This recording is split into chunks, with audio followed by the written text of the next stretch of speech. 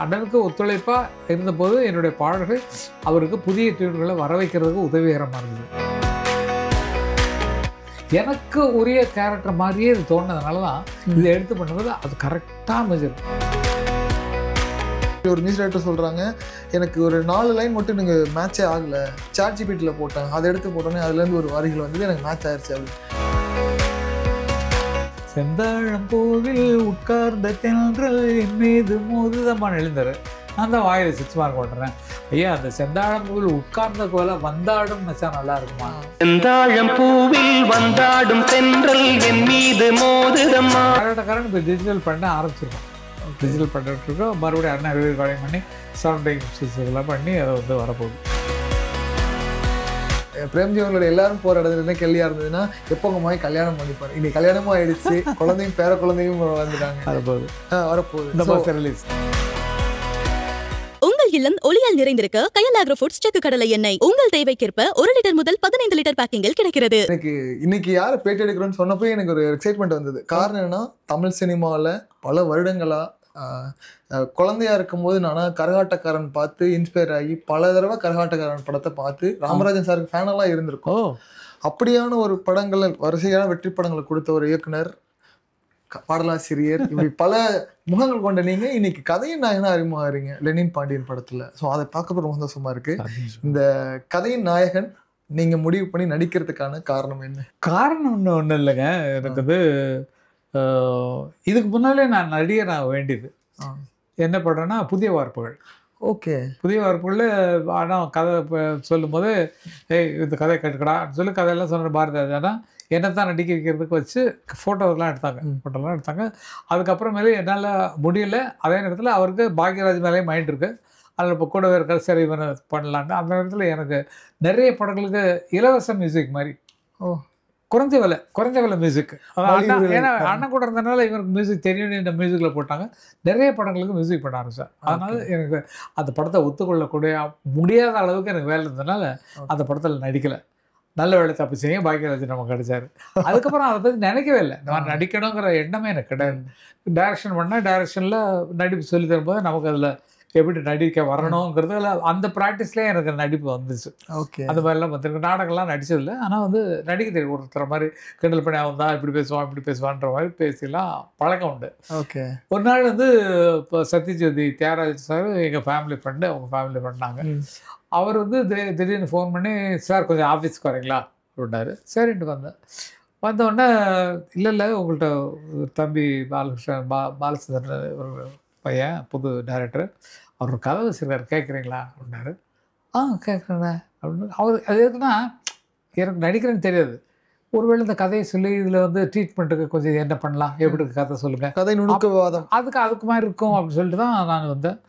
கதையை சொன்னார். நல்ல உணர்ச்சி பூர்வமாக ரொம்ப நல்லா சொன்னார். பாலு ரொம்ப நல்லா அழகாக சொன்னார். கதை ரொம்ப பிடிச்சி போச்சு எனக்கு, ரொம்ப நல்லா இருந்தது.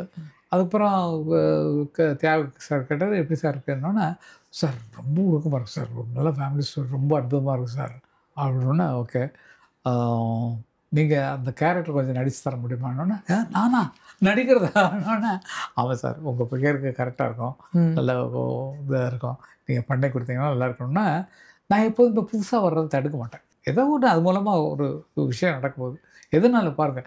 பாட்டு எழுதும்போதும் சரி, பாட்டு எழுதிட்டு இருந்தேன். அப்போ மியூசிக் வந்தது, நான் வேணான்னு சொல்ல, மியூசிக் பண்ணேன். அதில் 167 படம் 168 படம் மியூசிக் பண்ணிட்டேன். டைரக்ஷன் வந்தது, டைரக்ஷன் பண்ணேன். அதில் ஒரு 18 படம் 19 படம் பண்ணிட்டேன். அப்போ வர வேலையை நான் விட மாட்டேன். ஓகே. பாட்டு கச்சேரி கூப்பிட்றீங்களா, இப்போ வரைக்கும் கச்சேரி போயிட்டுருக்கேன், பாடிட்டு இருக்கேன், எல்லாம் சந்தோஷமாக இருக்கேன். அப்போ இது மூலமாக நமக்கு ஏதோ இருக்குங்கிற ஒரு மைண்டில் இருக்குது. அப்போ விரும்பி நம்மளை வந்து அழைக்கிறாங்க, சரி எதுக்கு சொல்லணும் பார்ப்பேன் அப்படிங்கிற மாதிரி சொல்லிட்டு சரின்ட்டேன். சரின்ட்டு சொன்னால் அதுக்கு ரொம்ப அருமையான டைரக்டர் கிடைச்சார். எனக்கு தகுந்த மாதிரி எப்படி ஒரு புதுமுகத்துக்கு, அவங்களுடைய தோற்றத்துக்கு, அவங்களுக்கு எப்படி கதை தான் நல்லா இருக்கணும், ஒரு கிராமத்து கதையை அருமையாக செலக்ட் பண்ணி சொல்லியிருக்காரு பாலச்சந்திரன். அவர் சொல்கிற விதமே ரொம்ப அழகாக இருக்கும். அது கேட்டு வாங்குறதும் அது மாதிரி வாங்கக்கூடிய ஒரு அருமையான டைரக்டர் தியாகராஜன் சார் ஃபிக்ஸ் பண்ணி கொடுத்தாங்க. நல்லா அவரும் சின்சியராக ஒர்க் பண்ணார். படத்தை டப்பிங் பார்க்கும்போது தான் ரஷஸ் பார்த்தோம், எல்லாம் பார்த்தோம். அப்போல்லாம் ஒன்றும் இல்லை. டப்பிங் பண்ணுறதுக்கப்புறம் வேறு லெவலில் இருக்குது. ஓகே. பார்க்கும்போது நமக்கே அந்த ஐயோ இப்படிலாம் பண்ணியிருக்குமா அப்படிங்கும்போது ஷூட்டிங் மறந்து போச்சு. ஷார்ட் பார்க்கல. நான் ஷார்ட் எடுத்துகிட்டு மற்றவங்களாம் போய் பார்ப்பாங்க, நான் பார்க்க மாட்டேன். நான் ஷார்ட் எடுத்து இங்கே தான் உட்காந்துருப்பேன். மற்றவங்களாம் பக்கத்தில் டிவியில் பார்க்க போனாலும் நான் போய் பார்க்குறது, சார் அங்கே பார்க்கலாம், பெரிய ஸ்க்ரீனில் தான் நம்ம பார்க்கணும் அப்படின்னு. அது மாதிரி பார்க்கும்போது எனக்கே ஆச்சரியமாக இருந்தது. படத்தை பார்க்கும்போது இவ்வளவு நல்லா இருக்கா, கரெக்டாக ட்ரிம் பண்ணி என்னென்ன சீன் எடுக்கணுமோ அதெல்லாம் வந்து எடுத்துகிட்டு மொத்தமாக போட்டு டப்பிங்கில் பார்க்கும்போது இன்னும் ஒரு உற்சாகம், அதை விட உற்சாகம் வந்து ஆஹா நல்லா இருக்கு, நம்ம பேசும்போதே நமக்கே ஒரு ஃபீல் வருது அப்படிங்கிற மாதிரி வந்தது. அதுக்கப்புறம் எடிட் பண்ணாங்க. எடிட் பண்ணி காப்பி பார்த்தோம். காப்பி பார்க்கும்போது அழுதுட்டான். அழுதுட்டேன் நானும் சரி, தியாகு சாரும் சரி. அவரும் ஒரு 2-3 தரம் இப்போ கூட சொன்னார் வரும்போது கூட. இந்த உடனே மனசு கஷ்டமாக இருந்தது. எல்லாம் பேசுறது, சார் ரொம்ப கனமாக இருக்குது சார், ரொம்ப இதாக இருக்குது அப்படின்னா. இல்லை சார் எனக்கு அப்படி தான் இருக்குது அப்படின்னு தியாகு சார் சொன்னார். நம்ம ராம்குமாரோட சன் வந்து தர்ஷன் வேறு ஆக்ட் பண்ணுறாங்க. அவர் கணேசன். ஆமாம், தர்ஷன் கணேசன் அறிமுகமாகறாரு. அது ஆமாம் அது என்னது என்ன பெரிய ஃபேமிலி, சிவாஜி ஃபேமிலி. சிவாஜி தான் இலக்கணம். அவங்க வீட்டில் எப்படின்னா அவங்க வீட்டில் எல்லாருமே நடிகர்கள். அவரும் ரொம்ப நல்ல புதுமுகம் மாதிரி இல்லை, நல்ல ட்ரெயின்டு ஆக்டர்ஸ் மாதிரியே வந்து பண்ணிட்டாரு. ரொம்ப நல்லா பண்ணிருக்காரு. எல்லா சீன்ஸ்லாம் ரொம்ப நல்லா வந்திருக்கு. படம் கூட நடித்தவங்க சரி. அது இல்லாமல் இன்னொரு பெரிய அதிசயம் எனக்கு ஒரு ஜோடி.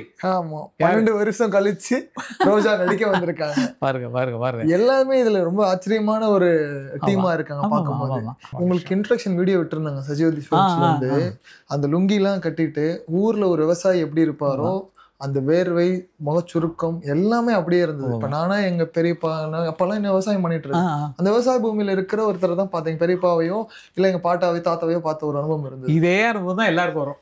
அவங்க வில்லேஜில் நடந்தது, அவங்க பார்த்த பெரியப்பா, சித்தப்பா இல்ல சின்ன தாத்தா, அவங்க ஞாபகம் தான் நிச்சயமா அந்த படத்துல வரும்.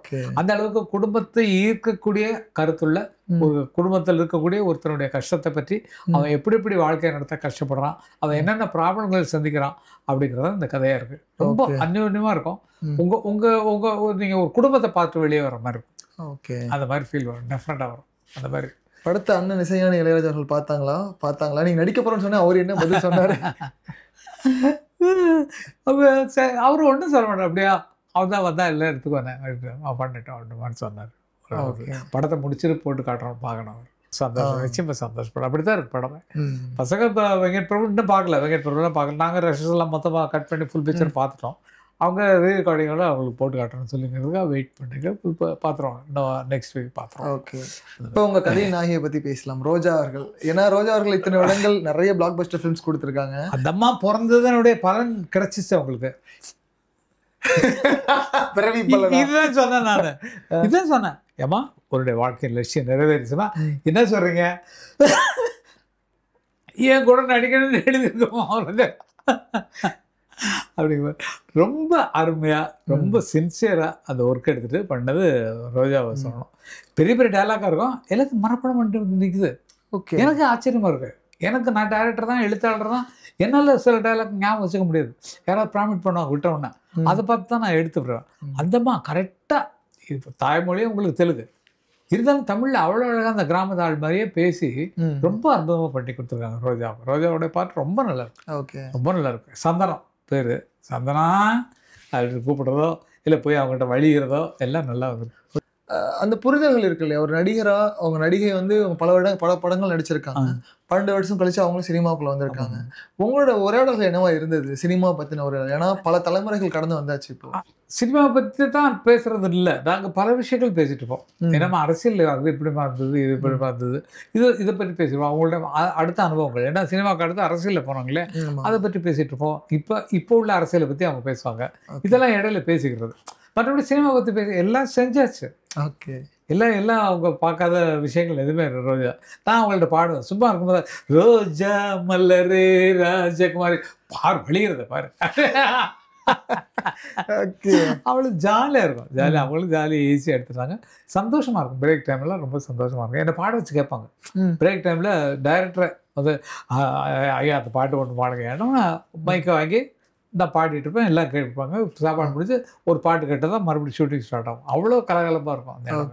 அப்படி இருந்து ரோஜாவுடைய ஒத்துழைப்பு ஒரு மிகப்பெருசு. ஏன்னா வந்து அவ்வளோ நாள் அவங்க வந்து ஒர்க் பண்ணிருக்காங்க, ரொம்ப கஷ்டப்பட்டு வேலை செஞ்சுருக்காங்க. அப்படிங்கிறது அந்த கிராமத்தில் ஒரு பொண்ணு, ஒரு வயசானவனுக்கு வயசு குறைவான ஒரு பொண்ணை கல்யாணம் பண்ணிட்டுக்கிறது தான் கதை. என்னை வந்து என்னோடய கேரக்டரை பற்றி இவருக்கு யாரும் ஒன்றும் பண்ண முடியாது, ஐயோ பாவமாக இருக்குது அப்படிங்கிற மாதிரி என்னை கட்டிக்கிட்ட ஒரு தோழியாக வருவாங்க. அது நல்ல லைஃப். அது டைலாக்லாம் வரும், வயசு வித்தியாசத்துக்காக அப்படி இருந்தும் ஏற்றுக்கிட்டு இப்போ என்னங்க இவரோட நான் எப்படி நடிக்கிறதுன்னு சொல்லிருக்கலாம், அவங்க இருக்கிற இருப்புக்கு. ஏன்னா வேறு ஆள் கிடைக்கல அவங்களுக்குன்னு கூட சொல்லிருக்கலாம். ஆனால் சொல்லாமல் படத்தை பார்த்துட்டு நான் ஆக்ட் பண்ணுறதெல்லாம் பார்த்துட்டு நல்லாயிருக்கு அப்படின்னு சொல்லக்கூடிய திருப்தியாக வேலை செஞ்சாங்க ரோஜா. அவங்களுக்கு ரொம்ப தேங்க் பண்ணேன், ரொம்ப ரொம்ப தேங்க் பண்ணோம். ஓகே. நீங்கள் இந்த பாடலாசிரியர் கங்கை அமரனை பற்றி நம்ம பேசலாம்னு நினைக்கிறேன். எத்தனையோ பாடல்கள் ஹிட்டு கொடுத்துட்ருக்கீங்க. இப்போ ரீசெண்டாக வந்த கோட்டில் கூட அவ்வளோ பெரிய ஒரு பாடல்கள் ஹிட்டு. பாடல்கள் எழுதுறது அப்படிங்கிறது எழுத்து கங்கை அமரனுக்கு எவ்வளோ வாழ்க்கையை எப்படி மாற்றிருக்கு இந்த எழுத்து? என்னுடைய 12வது 13வது வயசுல தான் பாட்டு எழுத ஆரம்பிச்சிட்டாங்க. பாட்டு எழுதுனா வைகரையில் என்னோட 18வது வயசில் எழுதின பாட்டு, 16 வயசில் எழுதின பாட்டு. அதுக்கப்புறம் தான் அதெல்லாம் தூக்கி சினிமாவுக்கு போட்டோம். எல்லா பாடலும் நிறைய பாடல்கள் அண்ணனுக்கு டியூன் பண்ணுறதுக்காக நான் எழுதி கொடுக்குறது வந்து அதுக்கு டியூன் பண்ண தான் எங்களுக்கு டெமோவாக இருந்தது. யாராவது மியூசிக் என்னென்ன பாட்டியாக போட்டிருக்கீங்கன்னா இந்த பாட்டெல்லாம் வாட்ச் காட்டும்போது சரியாக இருக்கும். அது மாதிரி பல விஷயங்கள் நடந்திருக்கு அந்த மாதிரி. அதனால் அண்ணனுக்கு ஒத்துழைப்பாக இருந்தபோது என்னுடைய பாடல்கள் அவருக்கு புதிய டியூன்களை வர வைக்கிறதுக்கு உதவிகரமாக இருந்தது. அந்த டியூன் வார்த்தைகளை மறைச்சிட்டு இந்த பக்கத்தில் பார்த்தீங்கன்னு சொன்னால் அந்த வேறு பாட்டாக வந்துடும். இப்போ அந்த புறத்தில் ஒரு மகாராணி அவள் அன்பு கரத்தில் ஒரு மகாராஜன் ஒரு பாட்டு கேட்டிருப்பீங்க. ஆமாம், அது நான் எழுதின பாட்டுக்கு அண்ணன் டியூன் பண்ணது. ஓகே. அப்போ அங்கே டியூன் பண்ணும்போது அவங்க சொல்லும்போது லாரா இந்த வேர்ட்ஸோட பாடி கேட்டார். அந்த புறத்தில் ஒரு சரி அந்த 2 வரி வச்சுக்கலான்ட்டு அதுக்கப்புறம் புலம்பித்தாரன்னா அதுக்கப்புறம் எழுதினார். ஓகே. மற்ற பாட்டெலாம் மற்ற அந்த வரிகள்லாம் அவர் எழுதினார். எழுதி முடிச்சதான் அண்ணன் சொன்னார் இது அமர் எழுதின பாட்டுக்கு நான் டியூன் பண்ணது. சொன்னே அமர் என்ன எழுதுன சொல்லு அப்படின்னா நான் அதுக்கு அங்கே அவர் வந்து கண்கள் சிவந்தது ஒரு நினைப்பாலே அப்படின்னு சொல்லி அவர் எழுதிப்பார். நான் வந்து அந்த புறத்தில் ஒரு மகாராணி அவள் அன்பு கரத்தில் ஒரு மகாராஜன் அன்பு உலகம் தன்னை அரசாளும் ஆனந்தமே இவர் குறவாகும் தெய்வீக காதல் அரண்மனை தங்கத்தேரினிலே நம் ஊர்வலம் கையில் காதல் வழி செங்கோல் அது காதலரை நடத்தும் நகர்வலம் எழுதியிருப்பார். இதுக்கு பண்ண டியூன் தான் மறைச்சிட்டு போடும்போது அவர் வந்து இது மாற்றி எழுது. இது மாதிரி தான் நிறைய பாடல்கள் நான் எழுதின பாடல்கள் டியூனை மறைச்சி பாடுறீங்கன்னா கண்ணன் ஒரு கை குழந்தைக்கு நான் எழுதி கொடுத்த பாட்டு பக்தி பாட்டு.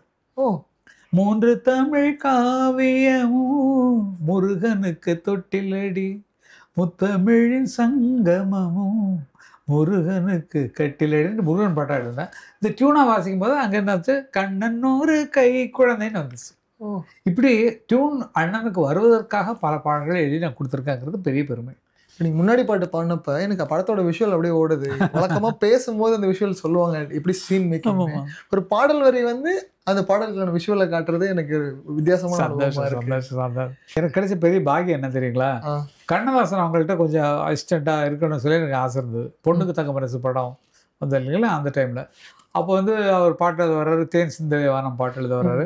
அப்போ நான் ஜி.கே. வெங்கடேசன் அவர் தான் எங்களுக்கு குரு, இளையராஜான்னா எங்களுக்கெல்லாம் அவர் தான் குரு. அவர்கிட்ட சொல்லி எனக்கு கவிஞரையாட்ட அசிஸ்டண்ட்டாக சேர்றது கொஞ்சம் வழி பண்ணி விட்டுருக்கேன்னா கவிஞரையா கொஞ்சம் ராஜாவோட தம்பி அவனுக்கு பாட்டு எழுதுறது ரொம்ப ஆசை, உங்கள்கிட்ட அசிஸ்டண்ட்டாக சேர்றேன். வர சொல்லிட்டார். வர சொல்லுன்னா நான் மறுநாள் காலைல 5 மணிக்கு எழுந்து குளிச்சுட்டு போகிறேன். ஒரு வீட்டில் முன்னால் நிறைய கார் நிற்குது. எந்த காரில் ஏறாரோ அங்கே தான் கம்போசிங். ஓகே. அப்படி இருக்கும். அத்தனை மியூசிக் காரும் அங்கே தான் நிற்கும். சரிட்டு வந்தார். வந்து ஒருத்தராக பார்த்துட்டு என்ன வேணும்னு எல்லாருக்கும் இன்றைக்கி அடுத்த வாரத்துக்கு இது கல்கிக்கு எழுத வேண்டியது இதுக்கு எழுத வேண்டியது எல்லாம் கேட்டுருப்பாங்க. ஊரில் இருந்து ஒருத்தன் வந்துட்டேன் பார்த்துக்க அப்படின்னு சொல்லி விட்டுட்டு நீங்கள் யார் ராஜாவோட தம்பி ஜி.கே. சொன்னார்ல அசிஸ்டண்ட்டான்னு சரின்ட்டு போயிட்டார். காரில் ஏறி போயிட்டார். ஓகே. காரில் ஏறி போகிறோன்னா எனக்கு ஒன்றும் புரியல. அந்த இடம் காலியாக போச்சு. நான் காலையில் எழுந்து சந்தன போட்டுலாம் வச்சு அப்படி சாமி கும்பிட்டு வந்து நிற்கிறேன். பஞ்சர் நான் சொல்லணுன்னா மேலே இருந்து கீழே வர்றாரு. என்னப்பா அப்படின்னாரு. இல்லை அசிஸ்டண்ட்டாக சேர்றதுக்கு வர சொன்னார், இப்போ போயிட்டார். என்னன்னா அட காரில் போக வேண்டியதானே, கூட அசிஸ்டண்ட்டாக கூட போக வேண்டியதுதான், நீ இதுக்கு எனக்கு தெரியாதுண்ணா இதெல்லாம். சரிண்டா அதுக்கப்புறம் அந்த கம்போசிங் இடத்துல தேடி போனேன். இப்படி இருந்தேன் நான்.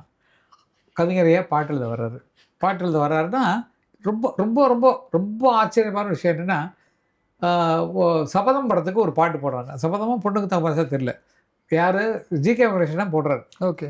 என்ன பாட்டு போடுறாருன்னா நேரம் இரவு நேர் தாரா டரடராரா லரிடாரே டரடராரான்னு போடுறாரு. மாதவன் வந்து இது கற்பகம் ஸ்டுடியோவில் நடக்குது. கற்பகம் ஸ்டுடியோவில் இந்த டியூன் போட்டோன்னே டம்மியாக பாட்டு காட்டுறோம்னா அமர் ஏதாவது வார்த்தை சொல்லுன்னாரு. உடனே நான் நேரம் இரவு நேரம் இதுதானே உறவு நேரம்னு எழுதுனேன். இந்த டியூனில் பார்த்தாச்சு, இது ஓகே கவிஞர்கிட்ட போய் பாட்டு எழுதுங்கன்னு. நான் கவிஞர் கற்பகம் ஸ்டுடியோவுக்கு வரமாட்டார், அவங்களுக்கும் கேஎஸ் கோவர்ஷனுக்கு சண்டை. அதனால் அங்கே கவிதா ஹோட்டலுக்கு வந்திருக்கான்னு சொல்லி கவிதா ஹோட்டல் போகிறோம். போய் சுச்சுவேஷன் சொல்லி நைட் டைமில் அந்த பொண்ணு வந்து விரகதாபத்தில் பாடுற மாதிரி பாட்டு டியூனை வாசிங்க அப்படின்னாரு. அண்ணனா ஜிகவே பாடுறாங்க. லா லா ரரரரா லரிடாரா லரரரா. உடனே அவர் வச்சார், நேரம் இரவு நேரம் இதுதானே உறவு நேரம்னாரு. எல்லாம் என்ன பார்க்குறாங்க, என்னாச்சு இல்லை இல்லை அமர் இருந்தான், அவர் ஒரு டம்மி வேர்டு எழுதி கொடு பாட்டை பாடணுன்னு இதே வார்த்தை சொன்னான். அதான் ஏன் வரும், ஓகே அதான் ஏன் வரும்னாரு. எனக்கு சந்தோஷமா போச்சு. ரெண்டு பேரோட சிந்தனை திறனும் ஒரே மாதிரி இருக்கு. எனக்கு வார்த்தை மாறாமல் இருக்கு. ஆமா அப்படிதான் வரும். இந்த நேரம் இரவு நீ சொன்ன ராத்திரி நேரத்தில் பாடுற விரகதாபத்தில் வேற என்ன வார்த்தை வரும், அதான் கரெக்டான வார்த்தை. ஓகே அப்படி ஏற்றுட்டு செந்தாழம் பூவில் உட்கார்ந்த தென்றல் என் மீது மோதுதமான்னு அவர் எழுந்தார். செந்தாழம் பூவில் உட்கார்ந்த தென்றல் என் மீது மோதுதமான்னு எழுந்தார். நான் தான் வாயில் 6 மார்க் போட்டுறேன். ஐயா அந்த செந்தாழம் பூவில் உட்கார்ந்த கோல வந்தாடும் நிச்சா நல்லா இருக்குமா, செந்தாழம் பூவில் வந்தாடும் தென்றல் என் மீது சாஃப்டா இருக்குமா என்னன்னா கரெக்டு. செந்தாழம் பூவில் வந்தாடும் தென்றல் போடு. ஓகே அப்படியெல்லாம் வந்திருக்கேன். அது எதுக்குன்னா இந்த எழுத்து மேலே இருக்கிற ஆர்வத்தினால நம்ம சொல்றதெல்லாம் கரெக்டாக இருக்கு. ஓகே கரெக்டாக இருக்கு. அது தவிர வேற ஒன்றும் சிந்தனை பண்ண முடியாது. எவ்வளோ பாடல் சார் எழுதியிருப்பீங்க நம்பர்ல? இது வரைக்கும் எனக்கு கிடைச்சிருக்கிறது 1350 சாங் கிடைச்சிருக்கு. 1350 சாங் அஃபீஷியலாக எழுதி நம்ம ரிலீஸ் ஆகுது. இப்போ வந்திருக்கு, கையில் வந்திருக்கு, அது ஃபுல்லாக எழுதிட்டு இருக்காங்க புக்கு. 1350 இன்னைக்கெல்லாம் அது பண்ண முடியாதுன்னு நினைக்கிறேன். அடுத்த ஜென்ரேஷன் வேற ஆட்கள் ஏதோ கடவுள் செயல் நம்ம சிந்தனை திறன் ஏதோ ஒன்று சொல்லணும். ஏதோ எழுதப்பட்டிருக்கு. 18 படங்களுக்கு 19 படங்களுக்கு நீங்க ஆக்ஷன் சொல்லியிருக்கீங்க. இன்னைக்கு உங்களுக்கு ஒரு அறிமுக இயக்குனர் ஆக்ஷன் சொன்ன தருணம் எப்படி இருந்தது? நல்லா இருந்தது, நல்லா இருந்தது. அதுதான் கற்றுக்கிட்டே இருக்கிறதுக்கு அர்த்தம். இப்போ இந்த கேரக்டர் கிடைக்கலன்னா என்னுடைய கேரக்டர் வெளிப்பட்டுருக்காது. இதில் நான் வேற மாதிரி இருந்திருப்பேன். வேற ஆளை பொறுத்தா அந்த நடிப்பு வேற மாதிரி இருக்கும். எனக்கு உரிய கேரக்டர் மாதிரியே இது தோணுனதுனால தான் இதை எடுத்து பண்ணும்போது அது கரெக்டாக அமைஞ்சிருக்கு. படம் பார்க்கும்போது எனக்கு நான் சொன்னேன், படம் பார்த்து எங்களுக்கே கண்ணில் தண்ணி வந்துச்சுன்னு. அந்தளவுக்கு உணர்வுபூர்வமாக நம்ம படம்னு நினைக்காம ஒரு கதையாக பார்க்கும்போது நமக்குள்ளே அந்த உணர்வு போகுது. அந்த மாதிரி ஒரு படமாக பண்ணியிருக்காங்க. நீங்கள் எடுத்த காலங்களில் ஃபிலிம் ரோலில் ஷூட் பண்ணாங்க. இன்றைக்கி ஃபுல்லாகவே டிஜிட்டல் ஆகிடுச்சு. நீங்கள் நிறைய க்ளோஸ்அப் ஷாட்ஸ் பார்க்குறோம், கட் ஷாட்ஸ் பார்க்குறோம். எடுக்கிற விதம் மாறி இருக்கு. அந்த எடுக்கிற விதம் மாறுதல் இருக்கு இல்லையா? இன்னைக்கு உங்களுக்கு ஆசை வந்துச்சா சார் நம்மளுக்கு ஒரு படம் டைரக்ட் பண்ணும் அப்படின்ற ஒரு எண்ணம் வந்தது? அந்த டெக்னிக்கலி அட்வான்ஸ்ட் வெர்ஷன்ல பார்க்குறேன். எனக்கு அப்படிலாம் ஆசை வரல. இந்த நேரத்தில் சொல்கிறேன், ஒரு 2 பேர் வந்து என்னை வந்து அப்ரோச் பண்ணிட்டு இருக்கிறாங்க டைரக்ட் பண்ணணுன்னு. எங்கப்பா நான் போய் டைரக்ட் பண்ணுறேன். வெங்கட் பிரபு சொல்கிறான், இல்லை டேடி உனக்கு வந்து ஃபுல்லாக நீ கேரவனில் இரு, அங்கே கேமரா இது உனக்கு ஒரு மானிட்டர் வச்சிரும், நீ மைக்கில் சொன்னீங்கன்னா அவன் கேமரா லெஃப்ட் பிளான் பண்ணுப்பா, கரெக்டாக ஃபிக்ஸ் பண்ணி கேமரா அப்படி சொன்னா போடும், முடிஞ்சு போச்சு. அங்கேருந்தே உனக்கு சவுண்டு வரும், கரெக்டாக கேட்டுரும், அதை வச்சுட்டு நீ ஓகே பண்ணலாம் அப்படிங்கிற மாதிரி ஐடியா சொல்லிருக்கான் பிரபு, வெங்கட் பிரபு. பண்ணுற ஐடியா இல்லை சொன்னான், நீ பண்ணலான்றதுக்காக ஐடியா சொன்னான். எனக்கு அப்படிலாம் ஆசை இல்லை. மறுபடியும் நான் வந்து ரெஜிஸ்டர் பார்த்தியா எனக்கு எடுக்க தெரியும் அது மாதிரிலாம் இல்லை. நமக்கு என்ன கிடைக்குதோ இப்போ ரெஸ்ட்டு, நல்ல அந்த ரெஸ்ட்டுக்கு என்ன வேலை கிடைக்கணுமோ அது கிடைக்கணும். கதைகள் நிறைய இருக்குது, இல்லாமல் இருக்காது. ஒரு கவிஞராக இருக்கப்பட்டவனுக்கு பாடல்கள் வரும், இசையமைப்பாளர்களுக்கு இசை வந்துக்கிட்டே தான் இருக்கும். அதே மாதிரி கதையாசிரியராக இருந்து வளர்ந்ததுனால அந்த கதைகள் பல இதெல்லாம் தாட்டெல்லாம் வந்துட்டு தான் வராமல் இல்லை. ஆனால் படம் எடுக்கணும், டைரக்ட் பண்ணணும், அதில் பெரிய ஆளாக வரணுங்கிறது எனக்கு இல்லை. ஓகே. நான் சமீபத்தில் நடிகர் ராமராஜன் அவர்களை பேட்டி எடுத்தேன். அப்போ அவர் சொன்னப்போ கேட்டது என்னன்னா, கரகாட்டக்காரன் 2 வருமா சார், படம் எதிர்பார்க்கலாமா? ஏன்னா ரசிகர்கள் இன்னும் கிராமத்தில் அவர் கிராமராஜன் தான் கொண்டாடிட்டு இருக்காங்க. காரணம் கரகாட்டக்காரன் இல்லாமல் வெள்ளுப்பாட்டுக்காரன் இன்ட்ரோடக்ஷன்லேயே பார்த்தீங்கன்னா அந்த கரகாட்டக்காரன் சக்ஸஸை வந்து இன்ட்ரோடக்ஷன் வீடியோ கொடுத்துருப்பீங்க. கார்ல எல்லாம் இறங்கி வருவாங்க, கவுண்டமணிலாம் ஸ்பீட் கார்ல இறங்கி வருவாங்க. அப்போ அவ்வளோ கிராமமே செலிப்ரேட் பண்ண ஒரு படம், வருடக்கணக்காக ஓடின படம் அது. அதோட ரீரிலீஸ் இப்போ இருக்க பிளான் இருக்கா, இல்லை பார்ட் 2 பிளான் இருக்கா? பார்ட் 2 வரல, கரகாட்ட குரூப்பை வச்சு வேற ஒரு கதை இருக்கு, அது பண்ணலாம். எதிர்பார்க்கலாமா? அதை இப்போ பார்க்கலாம், பெரிய விஷயமா பார்க்கலாம். அதுக்கான ஏற்பாடு பண்ணிட்டு இருக்கேன். இன்னைக்கு தமிழ் சினிமாவில் பல பிளாக் பஸ்டர் ஃபிலிம்ஸ் இன்னைக்கு ரீரிலீஸ் பண்ணிட்டு இருக்காங்க. இப்போ சேரன் அவர்களோட அது சொல்ல மாட்டேன், கரகாட்டக்காரன் இப்போ டிஜிட்டல் பண்ண ஆரம்பிச்சிருக்கோம். ஓகே டிஜிட்டல் பண்ணிட்டு இருக்கோம். மறுபடியும் அண்ணன் ரெக்கார்டிங் பண்ணி சவுண்டிங் இதெல்லாம் பண்ணி அதை வந்து வரப்போகுது. வரப்போகுது. எப்போ சார் கூடிய விரைவில் கூடிய விரைவில் இந்த ஆண்டே வந்துருமா இல்லை 2026 அடுத்த வருஷம் தான் வரும். அடுத்த வருஷம் அதாவது ஆயிப்போச்சு, நவம்பர் ஆயிப்போச்சு. அதனால இப்போ தான் வேலை ஆரம்பிச்சிருக்கோம். இன்னும் இருக்கக்கூடிய இளைஞர்கள் படம் எடுக்கணும் இல்லை படம் எடுக்கணும்னு ஆசைப்படுறவங்களுக்கு இயக்குனர் கங்கை அமரன் என்ன சொல்ல விரும்புறாரு? சொன்னா கேட்க மாட்டாங்க. நம்ம சொல்லாமல் இருக்க அவங்க எண்ணமே பெட்டர். ஓகே நம்ம சொல்ல ஐயோ வயசானவன் இருந்தா அறுத்துக்கிட்டு இருப்பான். ஈவன் வெங்கட் பிரபு கூட ஒன்றும் சொல்றது கிடையாது. ஒன்றும் சொல்றது இல்லடா இது கொஞ்சம் இப்படி பண்ணலாம், சரி டேடின்னு கேட்டுக்குவான். பண்ணுறானா பண்ணல எனக்கு தெரியாது, தோண்டது சொல்றது அது சரி டேடின்றான். அப்புறம் அவங்க விட்டுருவாங்க. காரணம் என்னன்னா அவங்க ஸ்டோரி அவங்களுக்கு தான் தெரியும். அவங்க இதுக்கப்புறம் இது வந்தால் தான் நல்லா இருக்கும்னு அவங்க ஃபிக்ஸ் பண்ணுறாங்களோ அதுதான் ஸ்டோரி. நம்ம போய் இடத்துல பண்ண முடியாது. யாருக்கும் புத்தி சொல்கிறதுக்கும் இல்லை. ஏன்னா அவங்க வளர்கிற விதம் வேறு, அவங்க இருக்கும்போது இருக்கிற சினிமா வேறு. நாங்கள்லாம் அளந்து பார்த்து 21 ரோல் எடுத்த படம் கரகாட்டக்காரன். 28 ரோலில் எடுத்த படம் 21 நாளில் எடுத்த படம். அவ்வளோ முடியாது. 21 நாளில் இப்போ எடுக்க முடியாது, யாருமே எடுக்க முடியாது. போனோம் கிராமத்தில் உட்காந்து முடிச்சுட்டு வந்துட்டோம், அவ்வளோதான் சமாச்சாரம். அப்படிலாம் முடியாது. அப்படி எடுக்கடானா முடியாது. அவங்க இப்போ இருக்கிற டெக்னிக்கு நிறுத்தி தான் எடுக்கணும், நிதானத்தை தான் எடுக்கணும், கிரேட் பண்ணி எடுக்கணும், அதுக்கு அது ஷார்ட்டை பார்க்கணும், இதெல்லாம் விஷயங்களாக இருக்குது. இப்போ ஒன்றும் அப்போ இருந்த மாதிரி இல்லை. இப்போ நீங்கள் ரெடிக்கு வச்சுட்டா எங்கள் கேமரா அந்த ஷார்ட்டை நாங்கள் பார்த்துறோம். ஆமாம், அவங்களுக்கு ஈஸியாக பார்த்துறாங்க. இப்படி தான் வருமா அப்படிங்கிறது. அவ்வளோ தூரம் விஞ்ஞான வளர்ச்சி இருக்கும்போது அவங்க வளர்கிற விதம் கரெக்டாக இருக்குது. இனிமேல் வர்ற உலகத்துக்கு, திரை உலகத்துக்கு இவங்க செய்கிறது சரியாக இருக்குது. வரக்கூடிய மியூசிக் உலகத்துக்கு இப்போ மியூசிக் பண்ணுறது பிற்காலத்தில் இன்னும் ஃபாஸ்ட்டாக இருக்கும். வேர்டை பற்றி கவலையே இல்லை. அது என்ன வேணாலும் போட்டுக்கலாம். டஸ் புஸ்ஸு கிசு புஸ்லாம் போட்டுட்டு பண்ணிக்கலாம். இல்லை வர்றது அப்படி தான் வரும். பாருங்க, ஏன்னா குழந்தைங்க இப்போ இருக்கிற பாட்டு தான் ரசிக்கிறாங்க. அதனால் எதுவும் தப்பே கிடையாது. அதனால் காலங்கள் மாறுது. எப்படி காலங்கள் மாறுதோ அதே மாதிரி கோலங்களும் மாறி தான் வரும். ஓகே, மகனோட இயக்கம், அந்த படங்கள், அவர் இப்போ அடைஞ்சிட்டு இருக்க வெற்றி, ஒரு தகப்பனா உங்களுக்கு எவ்வளோ சந்தோஷப்படும்? பெருமை. இதை விட என்ன சார் வேணும்? தன் பிள்ளை வந்து உயரத்தில் போயிட்டுருக்கான்னு நினைக்கும் போது, 2 பிள்ளைகளுமே நல்ல பேர் வாங்கிட்டு இருக்காங்க அப்படின்னு நினைக்கும் போது எவ்வளோ சந்தோஷம் இருக்கும். நல்லது. நிஜமா எங்கள் அம்மா எப்படி எங்கள் அப்பாவை பார்த்ததில்லை. நான் எங்கள் சின்ன வயசுல அப்பாவா இல்லை. அம்மா வந்து அவங்களுக்கு இந்த வெற்றிலாம் தெரியாது. நல்லா இருக்குப்பா பாட்டு படமெல்லாம். முரட்டுக்காலை படத்தை போட்டு காட்டுறான், எல்லாம் பார்க்குறோம். எங்கள் அம்மா வெளியே வந்துட்டு என்ன பண்ணாங்க, அந்த பையனை கூப்பிடு ரஜினியை சாமிக்கு வாங்க அப்பா கூப்பிட்றாங்கன்னொன்னே, அம்மா சொல்லுங்கம்மா. இன்னொன்று என்னப்பா அது எந்த காலம் பார்க்க வேண்டாமா நீ, அது முரண் சொல்லி பார்த்து பிடிக்க தெரியாது அவனுக்கு.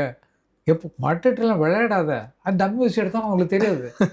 சொல்லி பார்த்து பிடிக்கணும். நீ வந்து குத்திச்சுனா என்ன பண்ணுவேன், சரிம்மா சரிம்மான்னு அவ்வளோ இன்னசென்ட் அம்மா. ஏன்னா ஊரில் நிஜ வேறு ஜல்லிக்கட்டு பார்த்துருக்கோம், அதில் நடக்கிறதெல்லாம் அவங்க மனசில் பதிஞ்சது. அந்த மாதிரி ஒரு அம்மா அவங்க. ஓகே, அதே மாதிரி இளைய மகனை பேசுவோம். பிரேம்ஜி அவங்களோட எல்லாரும் போகிற இடத்துல என்ன கேள்வியாக இருந்ததுன்னா, எப்போ உங்கள் மகன் கல்யாணம் பண்ணிப்பார்? இன்னைக்கு கல்யாணமும் ஆயிடுச்சு, குழந்தையும் பேர குழந்தையும் வந்துட்டாங்க, வரப்போகுது இந்த மாதம். ஸோ இது எவ்வளோ பெரிய சந்தோஷம் கொடுக்குது. எப்படி சார் சந்தோஷத்தில் சந்தோஷம் பாருங்க. இப்போ எனக்கு என்ன குறை, நல்லா யோசிச்சு பாருங்க. எல்லா வேலையும் என்னென்ன வேலை செய்யணுமோ அத்தனை வேலையும் செய்ய. மகன் இயக்குனர், வெற்றி படைக்கிற ட்ரெண்டிங் டைரக்டர். ஆமாம், பிரேம்ஜியும் அதே மாதிரி நல்ல பிடிச்ச மாதிரி ஒரு பையனா வளர்ந்துட்டான். அவருக்குள்ளே மியூசிக் இருக்கு, அவரு லிரிக்ஸ் எழுதுறாரு, ராப்ஸ் நிறைய எழுதியிருக்காரு. பேட்டி எடுக்கிற சொன்னாரு, இந்த ராப்ஸ்லாம் நான் தான் எழுதுறேன். என்னது இவ்வளவு எழுதிருக்கீங்களா? ஓ மை கடவுளேன்றதுல அதான் ஃபர்ஸ்ட் ராப்ல வந்தது. அவன் தான் எழுதினான். அவனுக்கு பிளாக் கூட தான் அவன் படிச்சான், லண்டன்ல தான் படிக்க வச்சுட்டு வந்து அவன் இந்த ரேப் தான் கற்றுட்டான். பிளாக்ஸ் தான் அவனுக்கு ஃப்ரெண்ட்ஸு. அதனால அந்த ரேப் இவன்ட்ட பூந்துச்சு. அதை கொண்டு வந்து அங்கே கொடுத்ததே அவன் தான். பேசுறது நாளைக்கு வந்து சாப்பிட்டு போயிட்டு நாளைக்கு சோறு அப்படின்னு இல்லை, ரேப் அது ஸ்டைல அதை கொண்டு வந்தது அவன் தான். தமிழ் சினிமா ஒரு சந்தோஷம் தான். அவங்க படிச்சது தானே வரும். பிரபு வந்து அங்கே வேலை செஞ்சுட்டு இருக்கும்போது அவனை பெரிய ஒரு தொழிலதிபர் ஆக்கணும்னு தான் எனக்கு ஆசை. பிஸ்னஸ் மேனேஜ்மெண்ட்டு தான் படிக்க வச்சது. ஆனால் அவன் அங்கே படமெல்லாம் பார்த்துட்டு, இல்லை நான் வந்து கதையெல்லாம் நிறைய மைண்டில் வச்சுட்டு இங்கே வந்து படம் எடுக்க. இன்னைக்கு பார்த்தா பெரிய டைரக்டர். சாதாரண இன்னைக்கு பார்த்தா இது பெரிய. அப்போ நீங்கள் நோ சொன்னீங்களா? ஆமாம், வேண்டான்னு தானே அங்கே அனுப்புனது. இங்கே இருந்தால் சினிமாவில் கட்டுறவங்க நாங்கள் பட்ட கஷ்டம், நீங்கள் படாத இடம் தான் அனுப்புனோம். இப்போ வந்து சாதிச்சுட்டு உட்காந்துருக்காங்க, அது சந்தோஷம் தானே. ஓகே, சரி. பெரிய பையன் சினிமா வருனாரு, ஓகேன்னு சொல்லிட்டீங்க. சின்ன பையன் அவர் மியூசிக்கல் இருக்கானே, அசிஸ்டண்டாக இவனுக்கு ஒர்க் அவன் ஒர்க்கில் பாதி ஒர்க் பண்ணுறான். பல பேருக்கு அசிஸ்டண்டாக இருக்கான், நல்லா பண்ணிட்டு. இல்லை அவருக்கு நோ சொன்னீங்களான்னு கேட்குறேன். சினிமா இல்லை அவருக்கு அவன் ஆசை. சரி ஓகே விடு. அவன் சொன்னான், நான் படிக்க மாட்டேன், எனக்கு வந்து மியூசிக் தான் வேணும்னா. மியூசிக் காலேஜில் சேர்த்துட்டோம். ஓகே அவ்வளோதான். அவங்க என்ன நிறைவேறணுன்றக்காக போட்டது. ஓகே. ரீசெண்டாக பார்த்த படங்கள் உங்களை பிரமிக்க வச்ச படம்னா என்ன படம்? இப்போ தமிழ் சினிமாவில் அதிகமாக பார்த்து பார்க்குறது இல்லைம்மா படம். என்ன சொல்கிறீங்க? அப்போ வீட்டில் போடுவாங்க, ஐயோ உட்காந்து பார்க்குறதுக்கு நமக்கு ஒரு தேட்டரில் பார்க்குறது நான் பிடிக்காட்டுங்க. தேட்டரில் இப்படி சமீபமாக ரசித்த படம்னா என்ன படம்? ரொம்ப பார்க்குறது போகிறதில்ல. போகிறப்போ இந்த ஃபோட்டோவுக்கு பயந்துட்டே நான் உட்காந்துருக்கேன். நிஜமா போயிட்டு வெளியே வர்றதுக்குள்ளே ஒரு 30 பேர் 40 பேர் இல்லை 500 பேர் எல்லாம் ஃபோட்டோ விரும்புவாங்க. ஓகே தான், அது பயங்கரமான இடத்துல இருக்குது. ஆனால் சந்தோஷமாக இருக்கும், நம்மள இவ்வளோ பேர் விரும்புகிறாங்களே அப்படிங்கிறது சந்தோஷமாக இருக்கும். அதனால் கூட்டத்தில் போகிறது கொஞ்சம் இதாக இருக்குது. ஓகே. ஏன்னா இப்போ ரீசெண்டாக பார்த்தீங்கன்னா இந்த பைசன் படமாக இருக்கட்டும், டியூட் படமாக இருக்கட்டும், தமிழ் சினிமாவில் ஆமாம் நிறைய வெற்றிகளை பார்க்க முடியும். பார்க்குறேன், அந்த விமர்சனங்கள்லாம் படிக்கிறேன், சீன்ஸ் எல்லாம் பார்க்குறேன். எனக்கு சந்தோஷமாக இருக்கும். நல்ல பிள்ளைங்களாம் வர்றாங்க, நல்ல தீமோட வர்றாங்க அப்படிங்கிறதெல்லாம். அன்றைக்கி அந்த பிரதை பிரகடனம்லாம் வந்தால் கட்டி பிடிச்சே வா நல்லா இருக்குப்பா உன்னோட படங்கள்லாம் நான் சொல்லி பாராட்டிட்டு இருந்தேன். இந்த மாதிரி அப்கமிங் ஸ்டார்ஸ் அவங்களெல்லாம் எல்லாரும் அன்னைக்கு சங்கர் வந்தார், பிரதீப் வந்தார், நிறைய இவர் நம்ம சிவகார்த்திகேயன் வந்தார். எல்லாரும் மேக்ஸிமம் எல்லாரும் ஆர்டிஸ்ட்லாம். அவங்க காம்பினேஷன் எப்படி இருக்கும்? சிவகார்த்திகேயன் வெங்கட் பிரபு அவர்களோட காம்பினேஷன் சூப்பராக இருக்கும். சூப்பராக இருக்கும். அருமையான கதை, ரொம்ப பிரமாண்டமாக. இதே சத்யஜித் தான் பண்ண போகிறாங்க.